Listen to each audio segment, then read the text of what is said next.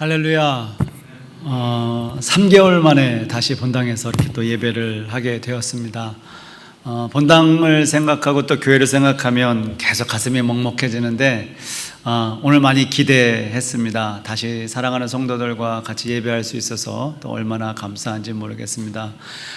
우리 만나서 같이 악수하고 허그하고 할 수는 없지만 그래도 우리 좀 주위에 계신 분들 좀 돌아보시고요. 잘 오셨다고 이렇게 손이라도 한번 흔들어 주시면 좋을 것 같습니다. 할렐루야. 시작하죠. 하나님 아버지, 은혜를 감사합니다. 3개월 만에 다시 이곳에서 우리 사랑하는 성도들과 주의 이름을 높이며 하나님을 찬양합니다. 없어서 그렇게 될 줄로 믿고 감사를 드리오며 우리를 구원하신 예수님의 이름으로 기도합니다. 아멘. 아멘.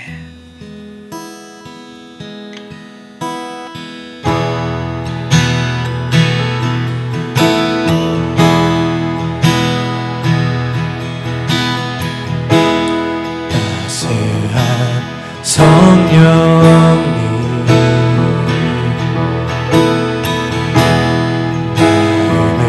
마음으로 보내 내 몸을 감싸며 주어지는 평안한 만족함을 느끼네. 부르신 곳에서 예배하네. 상황에도 나는 예배하네. 부르신 곳에서 예배하네. 상황에도 나는 예배하네.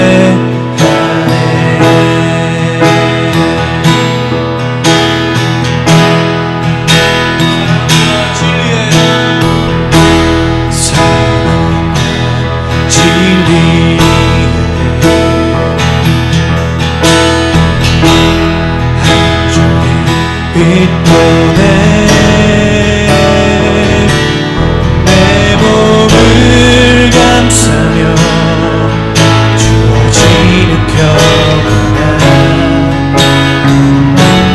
그 사랑을 느끼네. 부르신 곳에서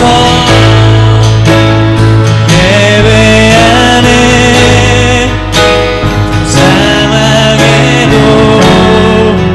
나는 예배하네.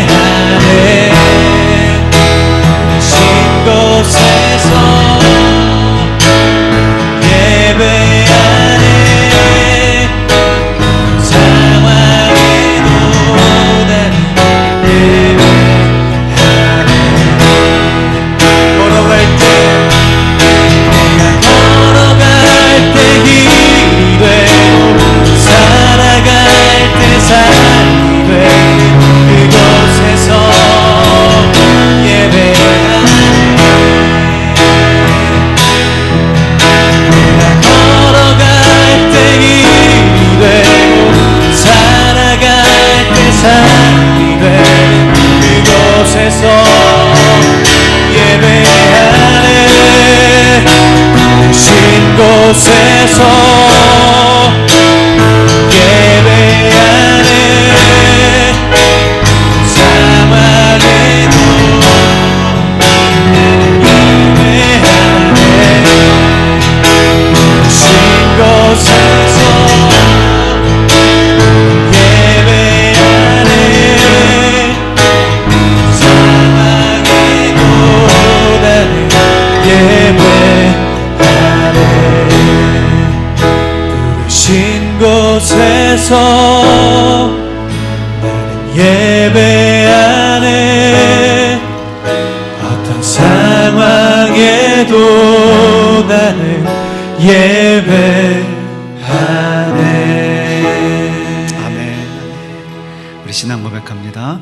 전능하사 천지를 만드신 하나님 아버지를 내가 믿사오며 그 외아들 우리 주 예수 그리스도를 믿사오니 이는 성령으로 잉태하사 동정녀 마리아에게 낳으시고 본디오 빌라도에게 고난을 받으사 십자가에 못 박혀 죽으시고 장사한 지 사흘 만에 죽은 자 가운데서 다시 살아나시며 하늘에 오르사 전능하신 하나님 우편에 앉아 계시다가 저리로서 산 자와 죽은 자를 심판하러 오시리라.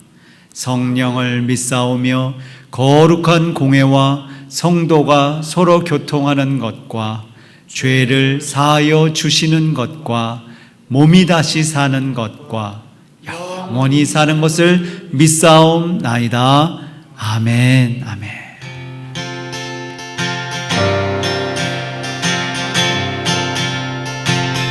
우리는 주의 백성이오니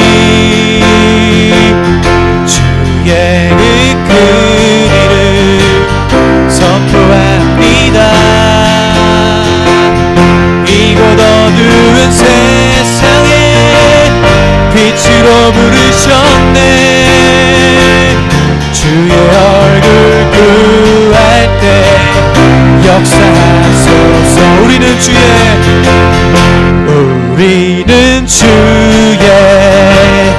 백성이오니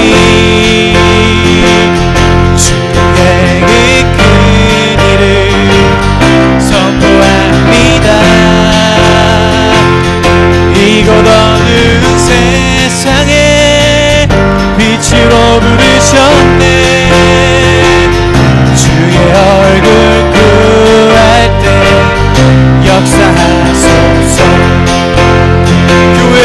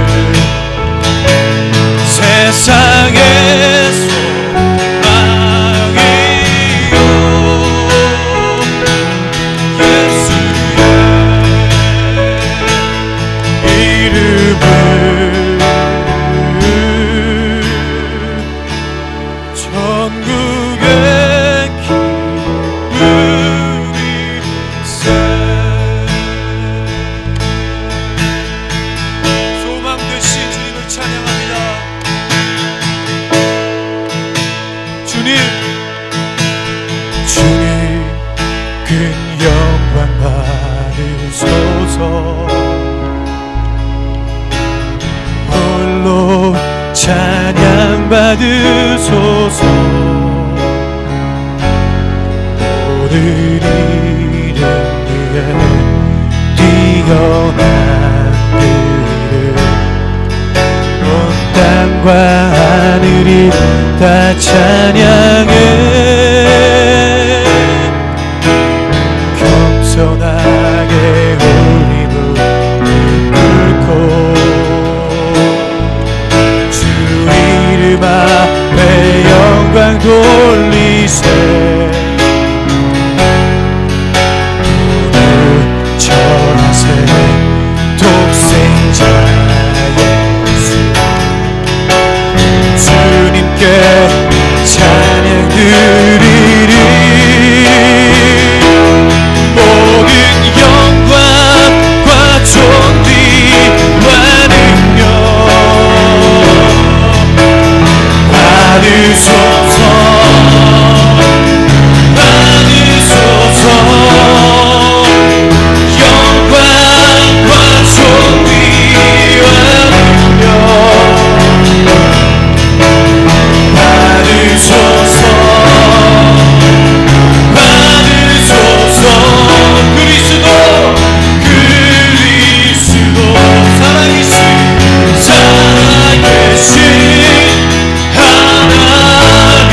모든 영광과 존귀와 모든 영광과 존귀와 능력 받으소서. 받으소서. 영광과 존귀와 능력을 하나님 이 시간 받으시고 하나님 축복을 우리에게 허락하소서. 받으소서.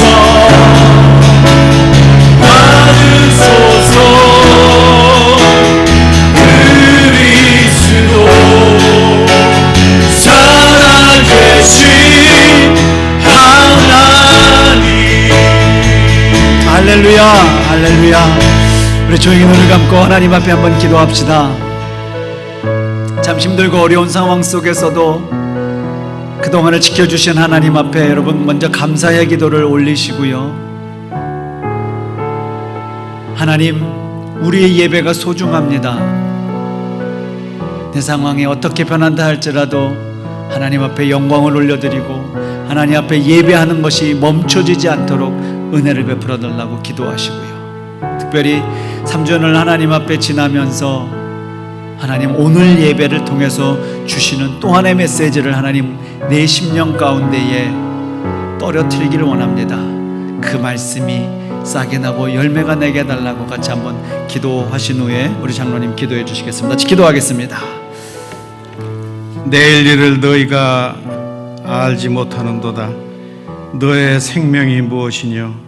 너희는 잠깐 보이다가 없어지는 안개니라. 이제 너희가 허탄한 자랑을 자랑하니 이러한 자랑은 다 악한 것이니라.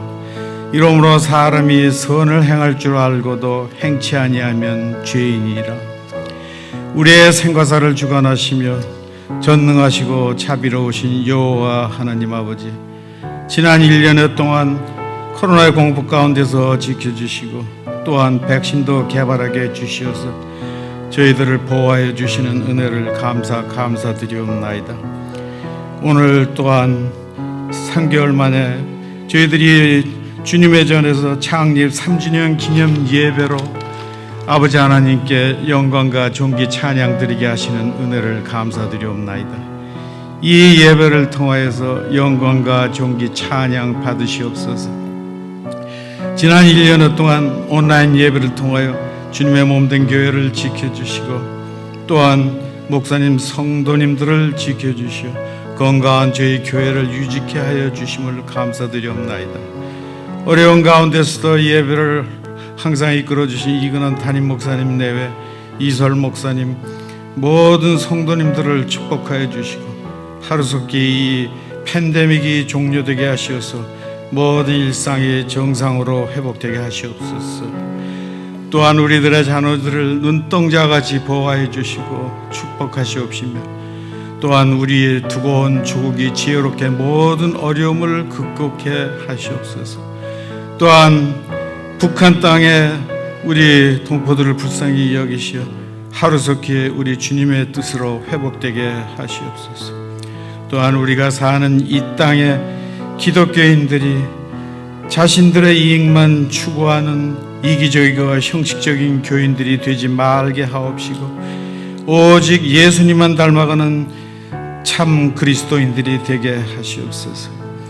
이 시간 말씀을 증거하시는 목사님께 함께 하시어서 성령 충만케 하시고 은혜가 넘치는 시간 되게 하시고 모든 말씀 우리를 구원하신 존귀하신 예수님 이름 받도록 기도드렸사옵나이다. 아멘.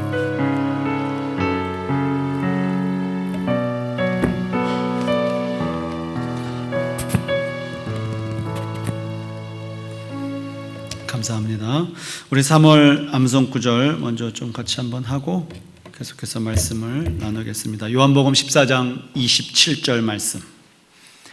3월 말씀이죠. 요한복음 14장 27절 말씀. 우리 스크린에 나와 있으니까 한번 따라서 같이 읽습니다. 시작. 평안을 너희에게 끼치노니 곧 나의 평안을 너희에게 주노라. 내가 너희에게 주는 것은 세상이 주는 것과 같지 아니하리라. 너희는 마음에 근심하지 말고 두려워하지도 말라. 아멘. 3월달 주시는 말씀은 평안입니다. 그 하나님의 평안이 여러분의 가정에 풍성하게 임할 줄로 믿습니다. 오늘 같이 나눌 하나님의 말씀, 마태복음 말씀 나누죠. 16장. 마태복음 16장 16절부터 20절 말씀.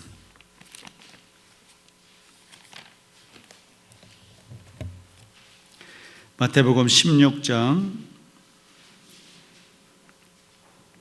16절부터 20절 말씀. 우리 잘 아는 말씀인데요. 한 목소리로 크게 합독해서 읽도록 하겠습니다. 16절 말씀부터 같이 읽습니다. 시작. 시몬 베드로가 대답하여 이르되 주는 그리스도시요 살아계신 하나님의 아들이시니이다. 예수께서 대답하여 이르시되 바요나 시몬아 내가 복이 있도다. 이를 내게 알게 한 이는 혈육이 아니요 하늘에 계신 내 아버지시니라. 또 내가 내게 이르노니 너는 베드로라. 내가 이 반석 위에 내 교회를 세우리니 음부의 권세가 이기지 못하리라. 내가 천국 열쇠를 내게 주리니 내가 땅에서 무엇이든지 매면 하늘에서도 매일 것이요 내가 땅에서 무엇이든지 풀면 하늘에서도 풀리리라 하시고 이에 제자들에게 경고하사 자기가 그리스도인 것을 아무에게도 이르지 말라 하시니라. 아멘. 아멘. 마태복음 16장 16절부터 20절 말씀이었습니다. 오늘이 특별히 설립 3주년이 되는 날입니다. 지난 한 해 참 많은 고민이 저뿐만 아니라 여러분도 많이 있으셨겠죠. 특별히 목사들에게는 교회라고 하는 고민이 더 컸을 것 같습니다. 쉽게 이 시기에 교회를 어떻게 해야 하나라고 하는 것, 교회가 이게 제대로 가고 있는 건가, 이제 수많은 고민이 있게 되는 거죠. 여러분 기억하시겠죠? 작년 3월 첫째 주일날 우리가 설립 2주년 예배를 드리고 한 주 더 예배를 드린 후에 교회가 문을 닫아줬습니다. 그리고 3월 중순을 지나 4월, 5월, 6월, 7월, 8월, 9월, 10월 이게 그냥 한 달이면 끝날 줄 알았더니 2달, 또 2달이면 끝날 줄 알았더니 3달, 이게 그냥 쭉 가다가 저희가 할 수 없이 또 우리 주차장에서 드라이브 온 월십 또 차를 타고 예배도 또 트라이 해봤다가 조금 그 바이러스 수치가 좀 떨어져서 다시 우리가 교회에 모여서 11월 달부터 또 한 달간 우리가 예배를 드렸죠. 그러다가 또 바이러스가 너무 많이 확산된다 그래가지고 12월 달부터는 예배를 드리지 못하고 12월, 1월, 2월 또 3개월 동안 온라인 예배를 갔다가 이제 오늘 드디어 3개월 만에 다시 예배를 시작하는데 오늘이 설립 3주년이 되는 날입니다. 평생 고민을 하고 삽니다. 목사는 무슨 고민이냐면 교회에 대한 고민 말입니다. 그렇게 해서 이제 만약에 코로나 바이러스가 다 물러갔어요. 그래서 우리가 열심히 기도한 것처럼 예전처럼 그렇게 이제 하나님 앞에 예배하게 되어졌으면 목사는 고민이 없어질까요? 아니요, 그렇지 않은 것 같아요.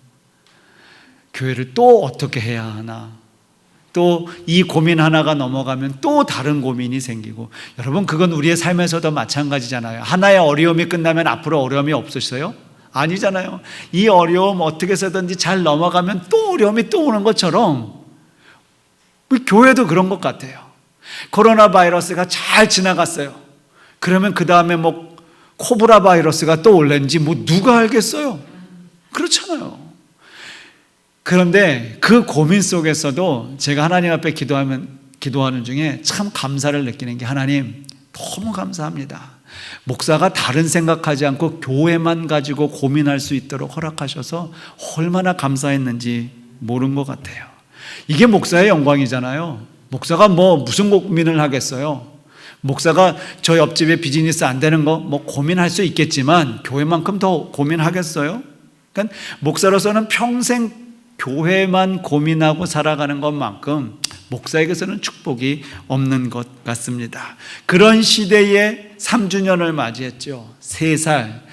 오늘 같은 날 그냥 주변의 모든 성도들 다 불러서 초청해서 이제 예배 마치고 또 친교실에 가서 떡을 떼며 기쁨으로 이러고 싶었는데, 이 상황이 그렇게 되어지지도 못했고, 그럼에도 불구하고 모여서 예배 이렇게 드릴 수 있도록 하나님이 우리의 길을 인도해 주신 것만으로도 그냥 할렐루야죠. 그냥 감사지요. 여러분 어떠십니까? 참 고민을 많이 했는데, 고민하면서 이런 고민이잖아요. 이 교회가 정말 뭔가, 그리고 앞으로 우리 교회는 어떻게 가야 하나, 뭐 우리 교회뿐만 아니라 앞으로의 교회 모습은 어떻게 변할 것인가. 작년 3월 뭐 중국에서 바이러스가 들어와서 코로나 바이러스가 펑 터졌죠. 한국에는 작년 6월 달에 뭐 신천지라고 하는 듣도 뭐 모르는 사람들이 좀 많았을 거예요. 신천지라고 하는 이단의 그룹들이. 그게 그냥 텅 터지더니 거기서 뭐 집단 감염을 일으키고, 또 집단 감염이 참 수그러지는가 하더니 또 2차의 감염이 확산되고, 그래서 나라가 행정명령으로 조치를 내리죠. 대면 예배를 스탑해달라. 더 이상 확산하면 안 된다. 그럼에도 불구하고 우리는 예배를 포기할 수 없다 뭐 이래가지고 또 대면 예배 그냥 하고 있는 교회도 있었고, 거기서 또 재확산이 되고 뭐 그냥 이래저래 하여튼간 이슈가 되어지고 이슈가 만들어지는 그 이슈 안에 교회는 항상, 교회뿐만 아니라 기독교인은 항상 그 이슈 안에 머물러 있더란 말입니다. 참 마음이 아팠습니다. 교회라고 하는 이미지를 오히려 세상 예수 안 믿는 사람들이 바라봤을 때 교회 정직한 곳이지, 착한 곳이지, 좋은 곳이지 이렇게 생각해야 되는데, 항상 이슈가 터지면 그 안에 교회가 들어가고 있는 것이 너무나 속상했습니다. 그래서 오히려 예수 믿지 않는 사람들은 교회를 바라볼 때, 아니 우리 수준을 생각해도 이제는 우리의 수준이 바닥이라고 하는 그런 생각까지 하게 되었습니다. 이게 한국교회의 실정이고, 이민교회는 조금 낫겠죠? 낫긴 뭘 낫겠습니까? 계속 법정에 대형교회들이 이름이 오르락 내리락, 그냥 뭐 미주 중앙일보, 미주 한국일보에 대문짝하게 나요. 어느 교회 또 문제가 생겼다더라, 어느 교회 또 문제가 생겼다더라. 이게요, 다른 나라 이야기가 아니라 지금 내가 살고 있는 이 미국 땅, 또 두고 온 조국의 현실입니다. 교회의 현실이에요. 왜 이렇게 되었을까? 교회가 그냥 우리 생각에는, 짧은 생각에는 하나님 문제 있는 교회 그냥 좀 없애주시고 문제 없는 교회만 좀 이렇게 놔다 주시면 안 됩니까? 라고 속상해서 하나님 앞에 이야기할 때도 있었습니다. 교회란 어떻게 가야 하는 것이고, 교회란 이 땅 가운데 어떤 역할을 존재해야 되는가, 수많은 생각 가운데 우리의 삶을 돌아볼 수밖에는 없습니다.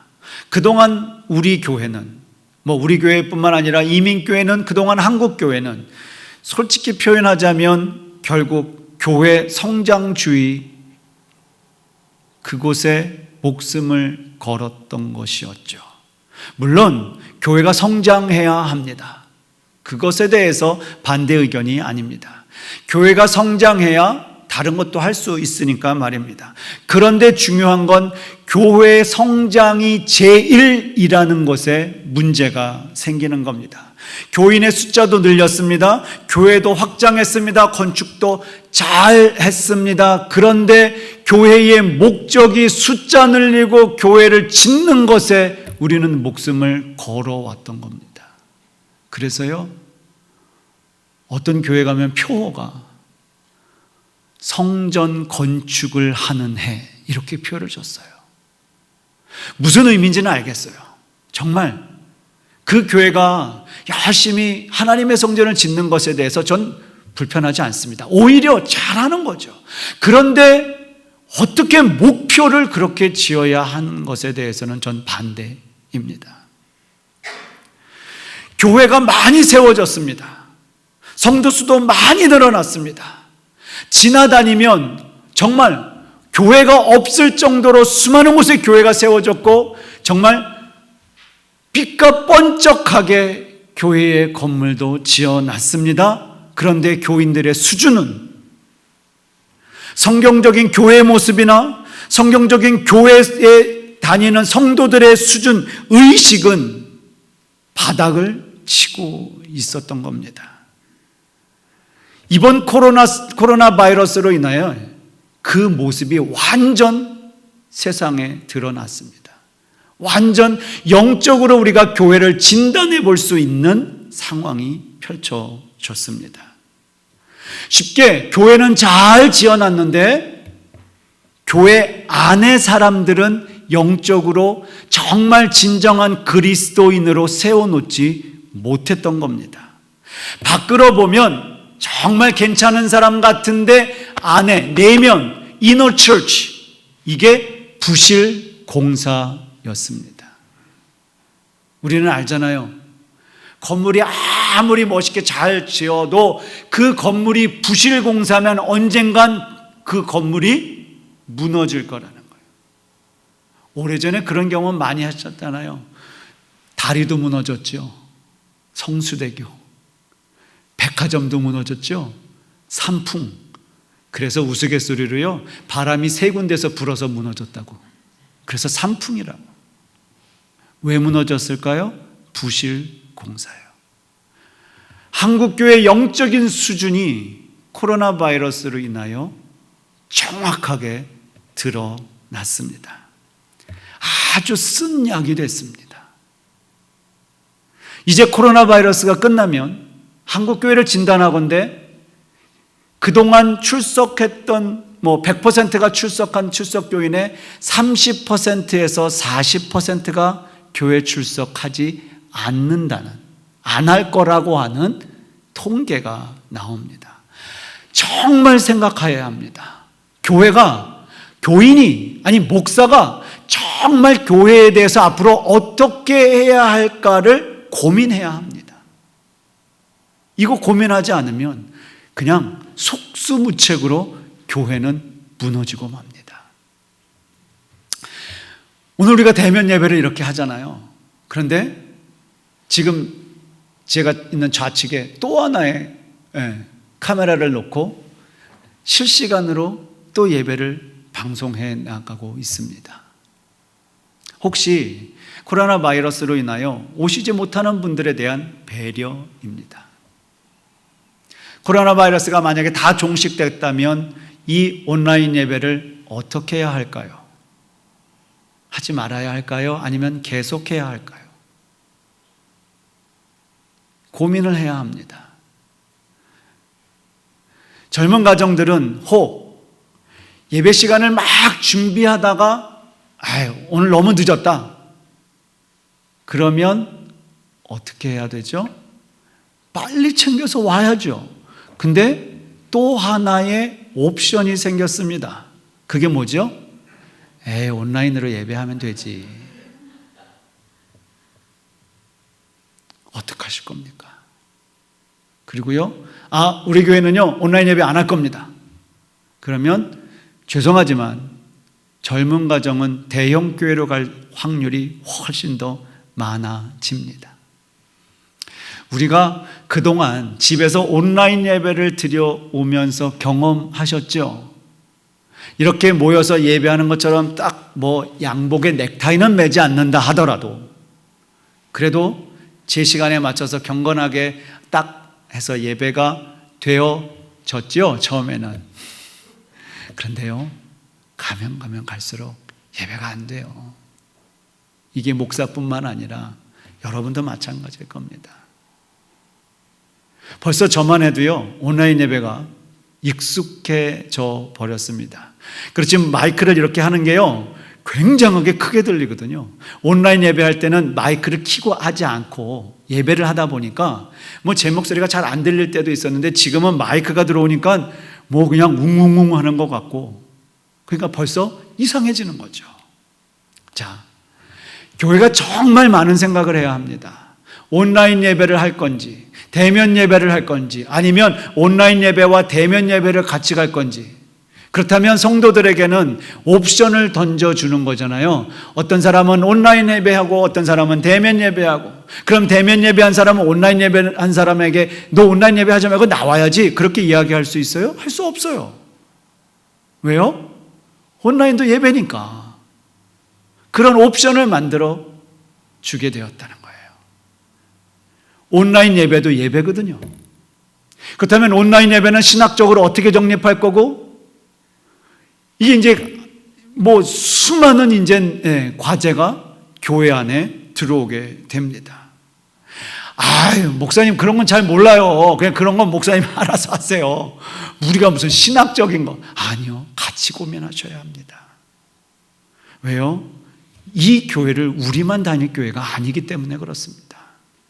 이 교회는 내 자식이 다닐 거고 우리 손자 손녀들이 대를 이어 다닐 교회이기 때문에 이 고민을 우리가 해야 한다고 하는 사실입니다. 교회는 성도들에게 있어서 놓칠 수 없는 아주 중요하고 특권이 있는 곳입니다. 우리 생각에 교회라고 하는 어떤 교회관을 갖는 것은 아니다 할지라도 건강한 교회의 뷰포인트, 건강한 교회의 의식을 갖고 있는 건 우리들의 삶에 아주 중요한 역할을 교회가 해주고 있습니다. 그래서 어떻게 보면 교회관, 바른 건강한 교회 의식은 우리들의 삶의 신앙생활에 얼마나 많은 영향을 미치는지 모릅니다. 교회와 성도들에게의 관계, 이게 삐그덕대면 누가 손해예요? 하나님 손해예요. 누가 손해예요? 교회 손해예요. 그리고 성도들은 난 손해 아니야? 아니요, 천만의 말씀이요. 성도들에게도 엄청난 손해를 가져오게 되는 겁니다. 그래서 교회라고 하는 것이 무엇을 하는 곳인가? 교회가 도대체 어떻게 해야 하는 건가? 이것을 아는 것이 우리의 신앙의 가장 중요한 기본의 틀이라고 하는 것입니다. 그동안 우리가 배워왔던 교회가 있습니다. 그게 잘못됐다고 말씀드리는 것 아닙니다. 그런데 그동안 배워왔던 그 교회에 계속해서 이 문화, 저 문화, 이곳, 저곳에 계속 들어오다 보니까 내가 생각했던 교회가 완전히 짬뽕이 되어 버렸습니다. 그건 각자 개인마다 다 다르게 생각하고 느끼는 감정, 살아가는 삶의 방법, 다가오는 문화, 이게 다 다르기 때문에 그렇습니다. 그래서 성경이 말하는 교회가 무엇인지를 이야기를 해야 할 겁니다. 여러분에게 한번 질문할게요. 속으로 그냥 대답은 해보세요. 꼭 한번 하셔야 됩니다, 대답을. 자, 우리가 살고 있는 이 땅, 이 미국 이민교회, 지금 이민교회가 제대로 가고 있는 건가? 제대로 가고 있다고 하는 것은 성경적인 것을 이야기하는 거죠. 지금 이민교회가 제대로 가고 있다고 생각하십니까?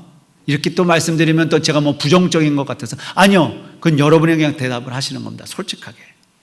지금 이민교회가 제대로 가고 있다고 생각하십니까? 지금 이민교회가 성장하고 있다고 생각하십니까? 아니면 쇠퇴하고 있다고 생각하십니까? 아니면 그냥 현상 유지에 급급해 가고 있다고 생각하십니까? 이민사회의 기독교인, 이 기독교인들이 세상 사람들에게 영향력을 주고 있다고 생각하십니까? 아니면 그 반대이십니까? 그냥 속으로 해보세요.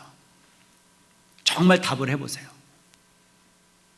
자, 그리고 이제 우리 교회, 내가 출석하고 내가 섬기고 있는 이 함께하는 교회가 성경적인 교회라고 생각하십니까? 아니면 세상과 점점 닮아가고 있다고 생각하십니까? 진단을 하는 거죠. 교회가 세워졌을 땐 세상을 닮아가려고 세워지는 교회는 하나도 없습니다. 그죠? 그런데 시간이 지남에 따라서 정말 성경적으로 가려고 했던 교회들이 하나 둘씩 변질돼 가고 있는 거죠. 자, 그런 의미에서 우리 교회는 이제 3년이 되어졌는데 지금 우리 교회가 아직도 감사하게 성경적으로 가고 있다라고 생각하십니까? 아니면 점점 세상과 타협해지는 것 같다, 세상 문화가 너무 많이 들어왔다라고 생각하십니까? 지금 우리 교회는 계속 한 번에 쫙은 아니지만 조금씩 성장을 하고 있습니까? 아니면 쇠퇴하고 있습니까? 아니면 현상 유지에 급급해 가고 있으십니까? 지난 한 주간 이 질문에 아주 제가 힘들었습니다. 아주 힘들었습니다. 그리고 답이 너무나 고민스러웠습니다. 그건 저뿐만 아니라 여러분들도 속으로 이 질문에 속 시원하게 이겁니다. 우리 교회는 지금 쇠퇴하고 있습니다. 아니면 이겁니다. 라고 속 시원하게 대답하실 수는 없으실 겁니다. 그죠? 아까도 말씀드렸다시피 많은 곳에서 교회, 아이고 진절머리나 교회 또 싸우지 라고 손가락질을 당하고 있을 이 시대에, 그럼에도 불구하고 하나님은 왜 교회를 또 세우시고 계속 욕먹는 교회를 왜 가만히 놔두고 계시냔 말입니다. 그냥 하나 둘씩 좀 정리 좀 해주시고 정말 성경적인 교회만 하나 둘씩 놔두게 하셔서 주변으로 하여금 교회, 그치 교회지, 나는 칭찬 받으시지, 하나님 그거 안 하시더라고요. 절대 안 하시더라고요. 자, 그러면 우리가 생각해야 할 것, 교회 하나님이 세우시고 그럼 그 교회에 의도하시는 바는 과연 무엇일까? 정리하지 않으시고 없애지 않으시고 욕을 먹고 있음에도 불구하고 하나님이 그냥 교회를 내버려 두시는 그 의도, 그 의미는 과연 무엇일까? 교회가 개척되고 3년이 넘는 것이 기적이라고 말을 합니다. 자, 우리 교회는 기적을 이루는 교회입니다. 더군다나 지난 한 해는 코로나 바이러스로 인하여 모든 교회가 재정이 어려워졌습니다. 그리고 그저 그냥 물어물어 들리는 이야기는 LA의 수많은 작은 교회들이 문을 닫는 곳이 굉장히 많이 생겼다고 합니다. 이 표현을 좀 이렇게 정확하게 표현할게요. 우리는 3년 동안 잘 버텨왔습니다. 이게 더 정확한 거죠. 그런데요, 여러분, 버티는 것도 실력이더라고요. 가만히 생각해 보니까 여러분의 삶에 어려움이 있을 때 그 어려움을 이기기라고 애쓰는 게 아니라 버텨내는 거예요. 그냥 끙끙끙끙 아프고 힘들고 속상하면서도 버티는 거예요. 근데 버텼더니 내성이 생기는 거예요. 웬만한 어려움이 와도 야, 그거 괜찮아, 이런 것들이요. 우리 교회가 3년을 버텼어요. 10개의 교회가 개척이 되면 3년 안에 9개의 교회가 문을 닫는다고 이야기합니다. 왜요? 재정적인 어려움이 가장 크겠죠. 성도들이 없어지는 거죠. 하나, 둘만 3년을 버텨도 그게 기적이라고 이야기하는데 우리는, 여러분들은 그 기적을 이루어 내신 겁니다. 그게 여러분이 기적의 주인공입니다. 그저 한 주 한 주 하나님 앞에 예배했더니 3년을 버티게 하셨고 그 3년을 버텼더니 하나님이 야, 니들이 기적의 주인공이다, 그러시는 겁니다. 그런데 분명 하나님이 하셨습니다. 하나님이 하셨기 때문에 또 3년을 하나님이 하실 텐데 우리들에게 어떠한 사명을 주시고 하나님이 또 3년을 맡기셨을까? 전 분명 그 계획이 하나님 손에 있다고 믿습니다. 앞으로 우리가 3년을 어떻게 달려가야 할까요? 아니, 3년 너무 멀지요. 1년 어떻게 달려가야 할까요? 3년을 지난 지금에서 다시 한번 교회 뭘 해야 하지? 내가 교회에서 어떤 걸 해야 하지? 라고 한번 짚고 넘어가는 오늘 이 시간이 됐으면 참 좋겠다라는 생각을 하게 됩니다. 교회의 목적이 뭐냐? 이 목적이 분명해야 또 한 해를 버틸 수 있게 되는 거죠. 그렇게 한 해를 버티면 우리는 교회라고 하는 곳을 통해서 한 해를 버티게 되면 우리가 교회 안에 허락된 하나님의 축복이 내 손에서 빠져나가지 않고 내가 붙들게 되는 그 축복을 누린다고 하는 겁니다. 때문에 저와 여러분이 이 바른 교회, 또 바른 신자, 바른 성도, 바른 그리스도인이 되기 위해서 열심히 노력해야 합니다. 그리고 그동안 우리가 지난 3년 동안 행해왔던 것 중에 혹 잘못되어져 가는 관행이 있다면 과감하게 잘라버리고요. 아닌 건 아니고요. 고칠 건 고치고요. 새롭게 만들어야 할 것들은 죄송합니다, 여러분들이 희생을 감수하면서라도 만들어 주님이 말씀하시는 성경적인 교회, 건강한 교회를 그래야 만들 수 있게 되는 겁니다. 자, 교회라고 하는 이름은 성경에 처음 성령 강림 오순절 때 교회라고 하는 이름을 사용합니다. 그 당시에는 건물을 지어놓고 이게 교회다 하지 않았잖아요. 뭐예요? 교회 그러면 하나님의 백성, 이걸 의미했죠. 다시 말하면 성경적인 교회, 하나님 백성들, 구원받은 그리스도인들, 이걸 교회라고 이야기했던 겁니다. 성경에서는요. 그래서 우리가 헬라어로 교회는 에클레시아, 여러분 자동차 뒤에다가 이렇게 물고기에다가 무슨 이상한 글씨 써 있는 게 그게 에클레시아, 교회, 다시 말해서 부르심을 받은 사람들, 이런 뜻이거든요. 본질적으로 예수 그리스도를 믿는 한 사람 한 사람 한 사람이 그 회중이 교회라고 하는 거잖아요. 그런데 왜 교회를 설명하면서 오늘 본문에 보니까 누가 등장했어요? 베드로라고 하는 사람이 등장합니다. 베드로라고 하는 사람을 이야기하면서 여기서 조심해야 할 것, 그 사람 위에 교회를 세우는 것이 아닙니다. 자, 오늘 18절 말씀 한번 볼게요. 내가 또 내게 이르노니 너는 베드로라. 내가 이 반석 위에 내 교회를 세우리니 음부의 권세가 이기지 못하리라. 말씀을 잘못 해석하면 베드로라고 하는 사람 위에 교회를 세우는 베드로의 우위권을 강조할 수 있어요. 그래서 야 베드로 이러는 거죠. 근데 그런 뜻이 아니라 베드로가 고백했던 신앙의 고백 위에 하나님이 교회를 세우시겠다고 합니다. 그 고백이 뭐죠? 주는 그리스도시요 살아계신 하나님의 아들입니다. 제가 그렇게 고백하는 거예요. 주님이 그리스도십니다. 살아계신 하나님의 아들입니다. 네 위에 교회를 세우시는 거예요. 이 신앙 위에. 자, 그래서 로마서 10장에 가면 그렇게 기록합니다. 성경에 이르되 누구든지 그를 믿는 자는 부끄러움을 당하지 아니하리라. 내가 예수를 믿으면 부끄러움을 당하지 않게 하나님이 해주시겠다고 이야기하고요.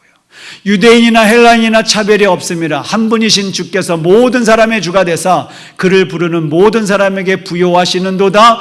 누구든지 주의 이름을 부르는 자는 구원을 얻으리로다. 이런 사람을 지목하면서 진정한 의미의 교회라고 성경이 말씀해 주고 있습니다. 주의 이름을 부르는 모든 무리들에게 교회라고 말씀해 주시고 있습니다. 아직까지 우리 생각에 교회 뭐가 있어야 되죠? 강대상. 교회 그럼 뭐가 있어야 되죠? 십자가.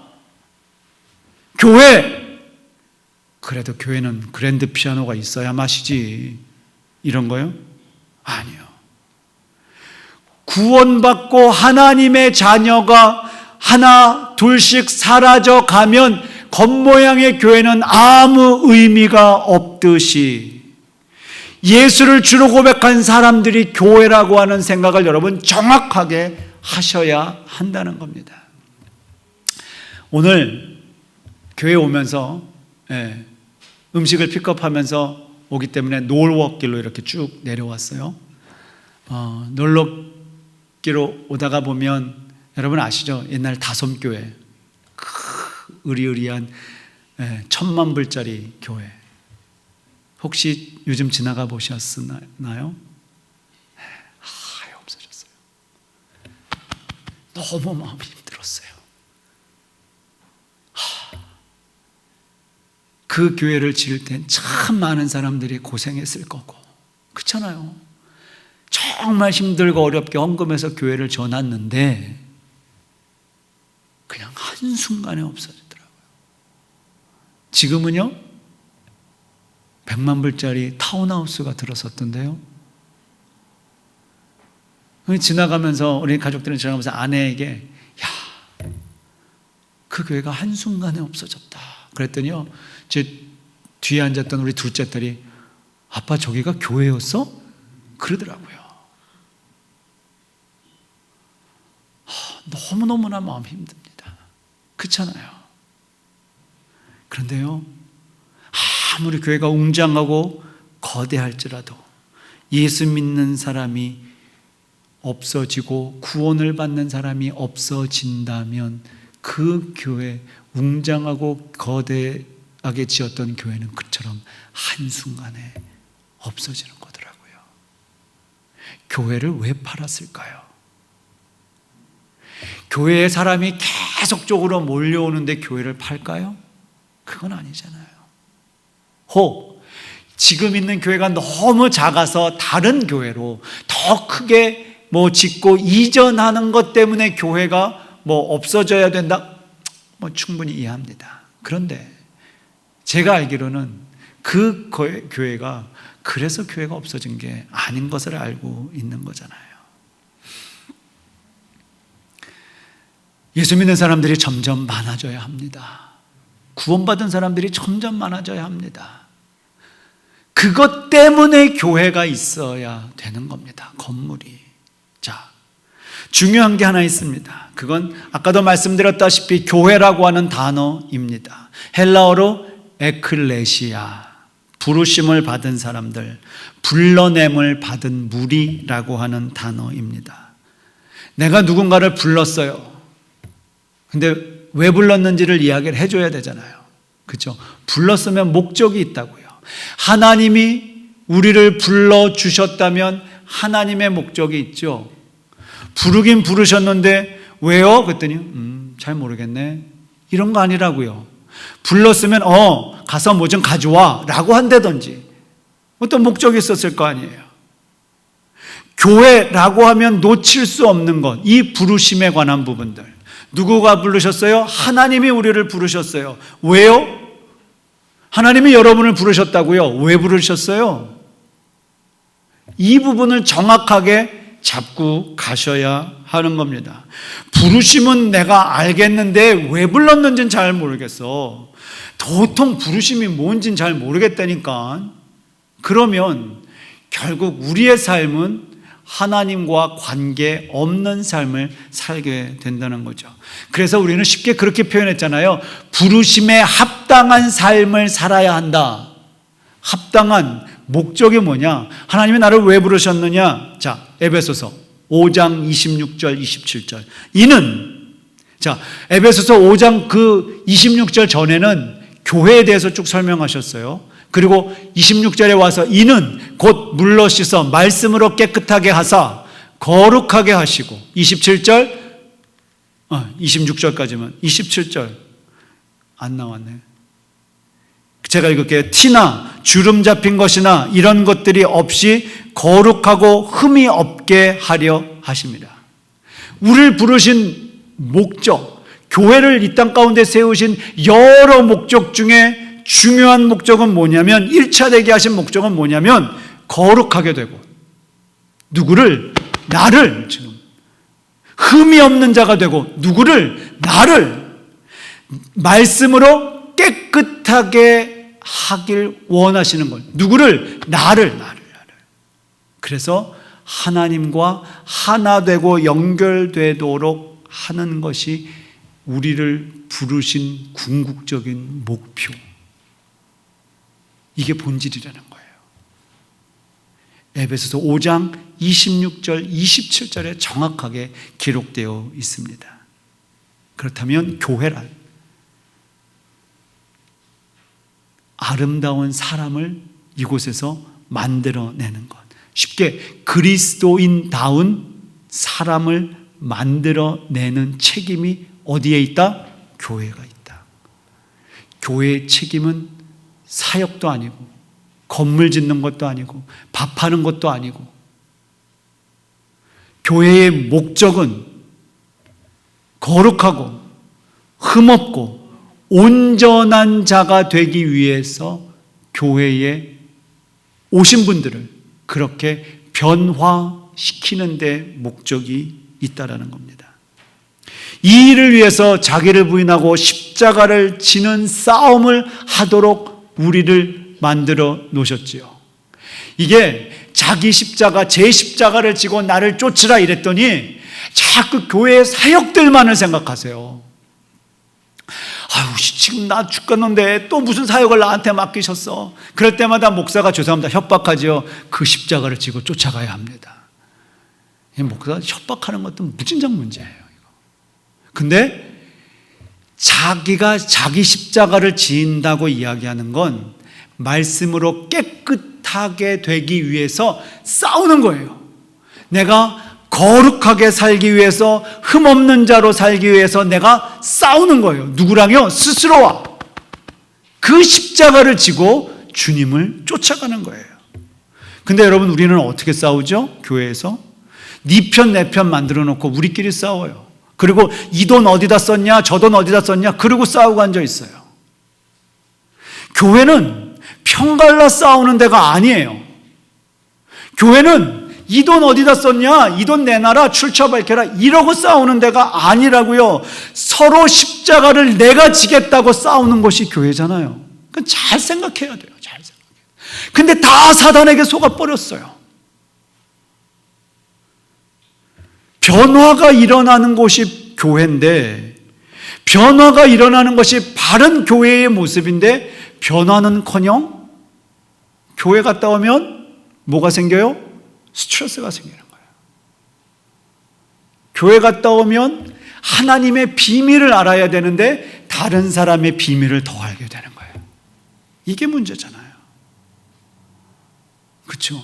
성경의 비밀을 알고 내가 깨닫지 못했던 것들을 말씀을 통해서 깨달아지는 그 기쁨이 있어야 되는데, 그냥 예배는 대충 드리고 밥 먹다 보니까 김 집사의 비밀을 알게 되고 교회의 비리를 알게 되고 이러는 거예요, 이러는 거예요. 여러분, 교회를 통해서 변화가 되지 않으면 여러분 어디서 변화가 되시려고 생각하십니까? 네? 한번 생각해 보시자고요. 세상에 유명한 강연하는 데 가서 변화가 돼요? 좋은 책 10권, 20권, 100권 읽었더니 내 삶에 변화가 되던가요? 아니요. 책은 그냥 감동이 되는 거예요. 근데 감동이 우리의 삶을 변화시키지 못합니다. 변화는 하나님의 능력으로, 하나님의 은혜로만 되어지더라고요. 하나님의 은혜를 받고 하나님의 은혜를 경험해져야 변화가 되어지는 겁니다. 하나님의 말씀에 대한, 말씀이 선포되어질 때 내 삶에 대한 찔림, 죄를 인식하는 어떤 자각, 회개, 이게 있어야 우리의 삶에 변화가 있는 거죠. 찔림은 뭐예요? 내가 그렇게 살면 안 되는구나. 회개는 뭐예요? 내가 그렇게 살지 않겠습니다. 하나님 돌아서겠습니다. 라고 하는 턴. 여러분, 이게 회개잖아요. 이게 변화예요. 그러니까 교회 생활의 첫 번째 되는 게 사역이 아니라 하나님 말씀, 즉 그 진리에 내가 부딪혀서 내 삶이 깨어지는 것. 이게 교회 생활의 첫 번째라고 하는 거죠.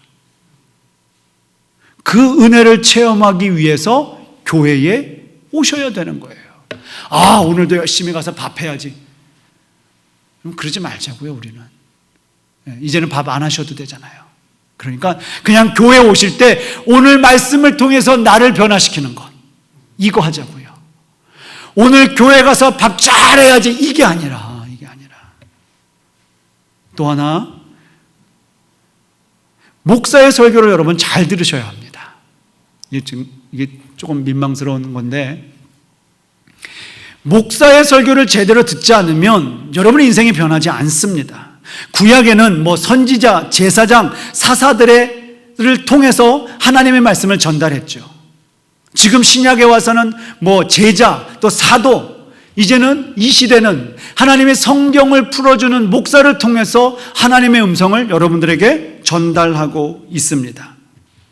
그래서 하나님의 말씀, 즉 설교를 잘 듣고, 다시요, 하나님의 말씀을 잘 듣고 하나님 말씀에 순종하면 교회에서 뭘 가르쳤어요? 축복받는다고 가르쳤어요. 여러분 그거 믿으십니까? 그건 아멘입니다. 아멘입니다. 그런데 다시요, 누구의 말씀을 듣고 누구에게 순종하냐고요. 지금 내가 하나님의 말씀을 듣고 그 말씀에 순종을 하시라고요. 목사의 말을 듣고 목사에게 순종하면 안 된다고요. 이걸 목사가 이용하기 시작했어요. 그래서 자신의 이야기하면 아멘 이러면 성도들은 그냥 아무것도 모르고 쫓아서 아멘하고. 여러분 아멘 그냥 대충 하시면 안 돼요. 그 아멘 대충 하는 것 때문에 목사가 힘을 얻어요. 성경에 나와 있는 이야기를 내가 믿음으로 동의하고 받습니다. 이럴 때 아멘을 하시는 거죠. 목사가 자기 이야기하는데 왜 아멘이야? 그건 노멘이죠. 여러분 제가 오늘도 설교를 합니다. 그런데 인간으로서 저를 바라보면 여러분 들을 거 없습니다. 여러분이 저보다 훨씬 더 잘났다 표현은 이상하지만 더 낫잖아요. 인생의 경험도 훨씬 더 많으시고요. 이민생활도 훨씬 더 많이 하셨고요. 근데 여러분이 제 설교를 들어주시는 이유는 단 하나, 제가 다른 소리 안 하고 하나님의 말씀만 이야기하니까 들어주시는 거잖아요. 이걸 들으셔야 된다고요. 그리고 저한테 순종하는 게 아니라 하나님의 말씀에 순종하시는 거라고요. 아주 나쁜 목사들이 그거 이용했다고요. 하나님의 말씀의 전달자로만 여러분 저를 인정해 주시기를 부탁합니다. 다른 거 아닙니다. 그래야 말씀에 은혜가 있습니다. 여러분 왜 예배를 드리십니까? 왜 예배를 드리시냐고요? 지금 이 코로나가 한창인데, 역병이 이렇게 지금 난리법석인데 왜 우리가 나와서 예배를 해야 합니까? 행정명령은 어려우니까, 이게 힘들어지니까 사람들이 너무 치명적인 병을 안고 죽어가니까 좀 행정명령을 통해서 좀 자제해달라고 계속 요청했잖아요. 그래서 우리는 그 행정명령을 정말 fully 쫓아갔다고요. 행정명령을 어기면서까지 대면 예배를 드려야 한다고. 종교의 자유를 달라, 우리는 목숨 걸고 예배를 지켜야 한다 하는 분들이 계십니다. 그런데 전 그분들을 욕하고 싶지는 않습니다. 근데 하나 궁금한 게 생겼습니다. 왜 그렇게 예배를 드리려고 하는지 말입니다. 정말 나라의 명령도 어기고 정말 예배드리다 잘못하면 우리 친구가, 우리 동료가, 우리 교인이 감염돼서, 아니 그분 때문에 내가 감염돼서 내 생명을 잃어버릴지도 모르는데 왜 목숨 걸어 그렇게 예배를 하는 걸까요? 정말 물어보고 싶었습니다. 아까도 말씀에서 말씀드린 것처럼 내가 예배를 한 주라도 할 수 없으면 정말 하나님의 말씀에 찔림을 받아 내가 그 죄진 것을 자각하고 내가 말씀을 통해서 회개하고 변화되려고 몸부림치는 것 때문에 예배를 드리는 사람이 있냐 말입니다. 솔직히 정말 있을까요? 하나님의 말씀을 통해서 은혜를 받아 거룩하게 되고 흠이 없게 되고 깨끗한 영광, 그걸 하나님 앞에 올려드리려고 예배하는 사람이 몇 명이나 될까요? 그것 때문에 목숨 걸어 난 예배할 겁니다라고 하는 사람이 정말 몇 명이나 되냔 말이에요. 죄송합니다. 대부분은 다 자기 만족 아닌가요?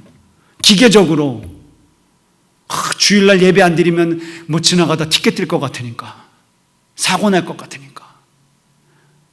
정말 한번 생각해 보십시다. 우리가 내 마음에 편하기 위해서 예배드리고 그동안 드려왔던 주일날의 습성 때문에 예배드리고 거기다가 정치적인 편안까지 엎어서 예배드리면 그 예배 하나님이 받으실까요? 그렇게 생각하고 예배드리는데 무슨 변화가 일어나고 내 삶에 무슨 역사가 일어나냐 말입니다. 그렇다고 그렇게 목숨 걸어 예배하는 사람들은 비난하는 거 아닙니다. 정말 한번 물어보고 싶습니다. 주일날 설교를 통해서 예배를 통해서 주시는 하나님의 여러분을 향한 그 찔림, 죄의식, 회개, 이게 동시에 일어나야 여러분의 삶에 변화가 있지, 그렇지 않으면 여러분 습관적으로 말씀을 받으십니까? 기계적으로 주일날 교회 오셨습니까? 그리스도인이라고 하는데 기계적으로 되고 습관적으로 돼서 시간이 지나도 나는 내 삶에 하나도 변화되는 것이 없어요. 그렇다 보니까 예수를 믿는 사람이나 예수를 믿지 않는 사람이나 똑같은 수준에 머물러 있게 되는 겁니다. 그리스도인, 여러분 이게 표가 뭐예요? 저 사람 그리스도인이야 라고 이야기하는 그 표시가 뭘까요? 교회에 빠지지 않고 나오는 거요? 열심히 사역하는 거요? 내가 열심히 헌금하는 거요? 기독교적인 업적을 많이 남기는 거요? 아니요. 그건 정말 아닙니다. 내가 매일매일 삶 속에서 얼마나 거룩하게 살려고 노력을 하고 주일 주시는 말씀을 받아 내가 변화되려고 정말 몸부림쳐 살아가는 것, 여러분 이건 그리스도인의 이게 표시라고요. 이게 표시라고요. 교회 와서는 다 우리는 젠틀맨이잖아요. 그렇잖아요. 여러분 집에서, 여러분의 직장에서 누가 보든 누가 보지 않든 그저 말씀으로 살려고 몸부림치는 사람들, 그게 여러분 영적인 실력이에요. 영적인 실력은 교회에서 나타나지 않아요.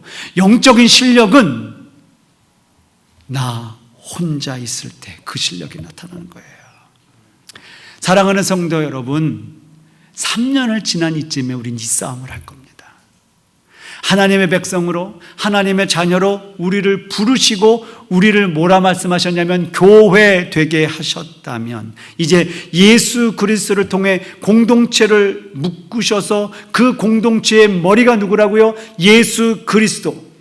결국 그 의미는 우리의 삶에서 거룩해지려고 하는, 거룩해져야 한다는, 의미 없고 하나님의 말씀으로 깨끗한 삶을 살아야 한다는 중대의 중요한 사역의 명령을 우리들에게 던져주고 계시는 줄로 믿습니다. 여러분, 목사를 신뢰하십시오. 여러분의 영혼이 축복되고 변화를 받습니다. 그래야 영적인 아비라고 이야기하면서 난 저 사람 잘 모르겠어. 그건 우리 집에서 우리 아버지에게 하는 표현과 똑같습니다. 영적인 지도자와 영적인 아비는 여러분의 삶의 영적인 부분을 책임져 주시고 인도하는 사람입니다. 그렇다면 여러분의 목사를 신뢰해 주십시오. 목사의 설교에 은혜 받지 못하면요, 여러분의 믿음이요 잘하지 않아요. 그러면 이제 또 이게 또 지자랑인데, 여러분 가능한 한 제가 설교 준비하면서 세상 이야기하지 않고 성경의 이야기만 하려고 애쓰는 거예요. 왜요? 저도 세상에서 그래도 왕년에 다 그런 이야기 하시잖아요. 없던 이야기도 만들어내는 것이 왕년이라며요. 저도 왕년에 할 수 있죠. 근데요, 그 하면 뭐해요? 여러분 1시간 설교 예배드리러 오셨는데 세상 이야기 할 것 같으면 밥 먹으면서 해도 되잖아요. 적어도 설교 시간에는 성경의 이야기만. 그래야 성경을 통해서 여러분의 마음속에 말씀이 심어져야 하고, 그 말씀이 심어지는 것 때문에 여러분의 삶이 변화돼야 되고, 여러분 결국 흠없고 거룩한 것의 출발점은 하나님의 말씀을 들음으로 시작되는 줄로 믿습니다. 이렇게 거룩하고 흠이 없는 그리스도인이 되기 위해서 여러분 몸부림쳐 주십시오. 온 힘을 다 써 주십시오. 그게 아름다운 교회의 모습입니다. 하나님이 원하시는 교회의 모습이 그거라고요. 자, 모여라, 돈 내라, 집 짓자, 이거 말고요. 그래야 오늘 성경에 나와 있는 것처럼 음부의 권세가 이기지 못하죠. 내가 말씀으로 세워져야, 여러분 이렇게 표현할게요. 내가 아름다운 그리스도인의 모습으로 살면 내가 섬기는 교회도 아름다운 교회입니다. 나는 엉망으로 살면서 우리 교회가 아름다운 교회의 모습이 될 거라고요? 여러분, 아닙니다. 내가 온전한 그리스도인으로 살아야 교회가 온전한 교회입니다. 동일하게 오늘 교회 건물을 세우지 않고 한 사람 한 사람을 교회라고 말씀하시는 그 하나님 앞에 바른 믿음, 바른 신앙, 바른 교회, 여러분 그래서 흠이 없는 백성으로, 거룩한 백성으로, 말씀으로 깨끗해지는 백성으로 살아가는 저와 여러분이 되셨으면 참 좋겠습니다. 교회는 아름다운 교회가 되어야 합니다. 교회 오면 정말 행복해져야 합니다. 스트레스 안 받고요. 교회 왔는데 그럼 교회 안 오시는 거 어떻게 보면 더 좋을 수도 있습니다. 우리 교회가 혹 하는 교회였다면 이제 회복시키십시다. 그 회복을 누가 먼저 하냐면 나부터 회복이 되어야 교회가 회복되는 겁니다. 우리 교회가 이제 성경적인 교회로 다시 돌아가기 위해서 몸부림칩시다. 그래서 여러분들이 하나님 보실 때에 음부의 권세가 이기지 못하는 여러분의 삶이 되기를 축원합니다. 말씀으로 새로워 주십시오. 변화받으십시오. 거룩해지십시오. 흠이 없는 자가 되기 위해서 그 십자가를 지고 싸우십시오. 그래서 아름다운 교회 이 땅 가운데 만드는 롤모델의 교회 되기를 간절히 축원합니다. 하나님 아버지, 지난 3년간 하나님의 보호하심과 하나님의 동행하심과 하나님의 인도하심이 있음을 고백합니다. 이제 다시 한번 3년을 지나는 지금에 다시 한번 이 땅 가운데 교회를 세우신 하나님의 목적, 우리를 하나님의 말씀으로 깨끗게 하시고 거룩하게 하시고 흠이 없게 만드시기 위해서 교회를 세우시고 이 안에서 말씀을 통하여 우리를 변화시키려 하시는 하나님의 마음을 다시 한번 컨펌합니다. 주님, 그동안 그렇게 살지 못했던 우리들을 용서하시고 이제 말씀으로 변화되어 바른 교회, 바른 성도의 삶을 이 땅 가운데 살게 하여 주시옵소서.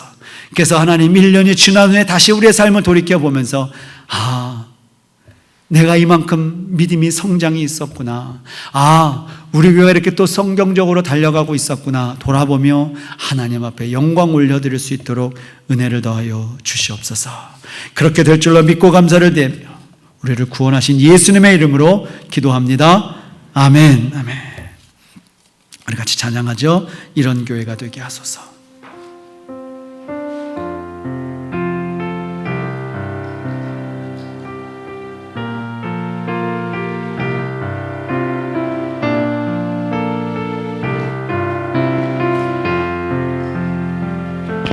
진정한 예배가 숨쉬는 교회, 주님이 주인 되시는 교회, 믿음의 기도가 쌓이는 교회, 최고의 찬양을 드리는 교회, 말씀이 살아 움직이는 교회, 성도의 사랑 넘치는 교회, 섬김과 헌신이 기쁨이 되어 열매 맺는 음다운 교회, 주님의 마음 닮아서 이웃을 사랑하는 교회, 주님의 영광을 위해서 빛 되신 주님 전하는 교회, 사랑의 불꽃이 활짝 피어나 날마다 사랑에 빠지는 교회, 주께서 사랑은 우리 교회가 이런 교회 되게 하소서. 진정한 예배가 숨쉬는 교회, 주님이 주인 되시는 교회, 믿음의 기도가 쌓이는 교회, 최고의 찬양을 드리는 교회, 말씀이 살아 움직이는 교회, 성도의 사랑이 넘치는 교회, 섬김과 헌신이 기쁨이 되어 열매 맺는 아름다운 교회,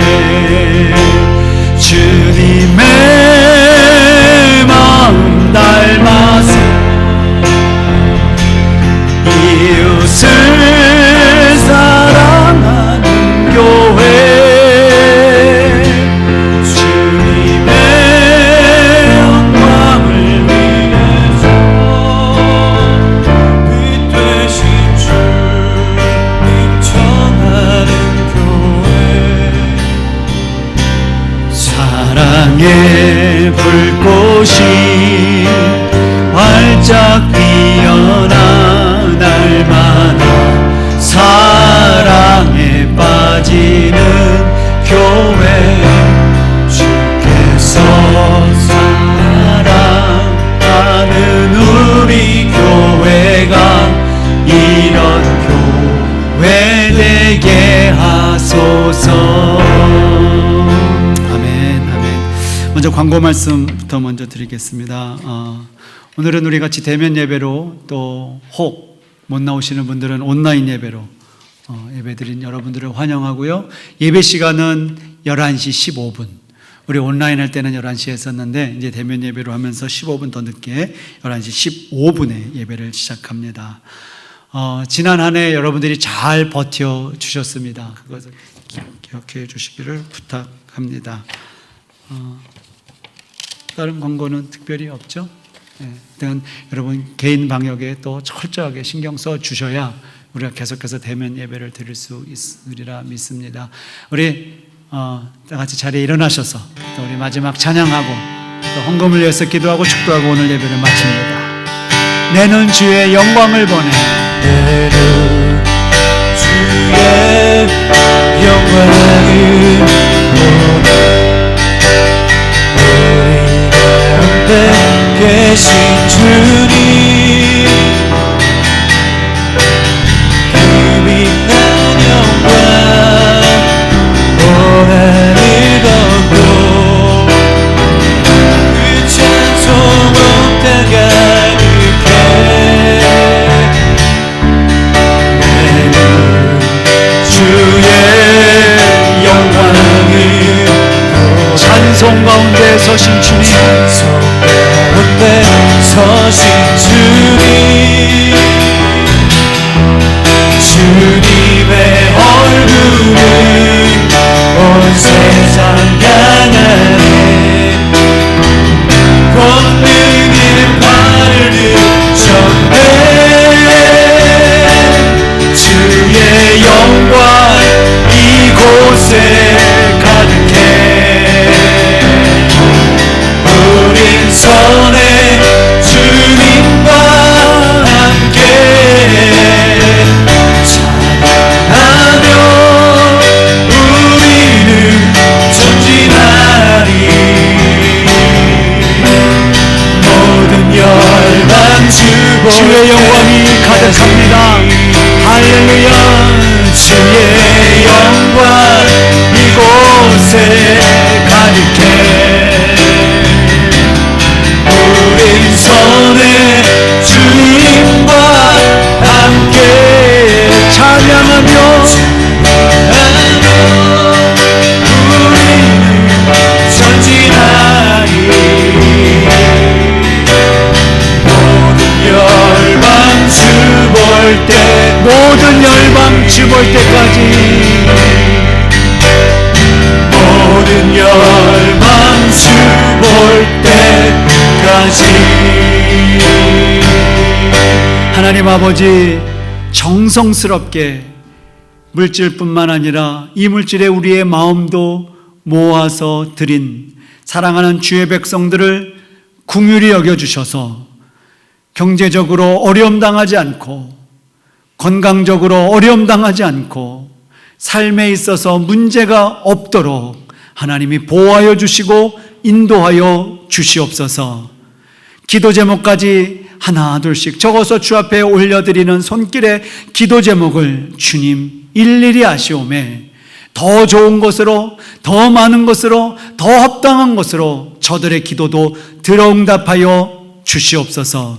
물질이 사용되어지는 곳 하나님 특별한 복음의 능력이 나타나게 하시고, 물질에 사용되는 곳 죽어가는 영혼이 구원될 뿐만 아니라 상처 입은 심령도 회복되어지는 일에 사용되게 하여 주시옵소서.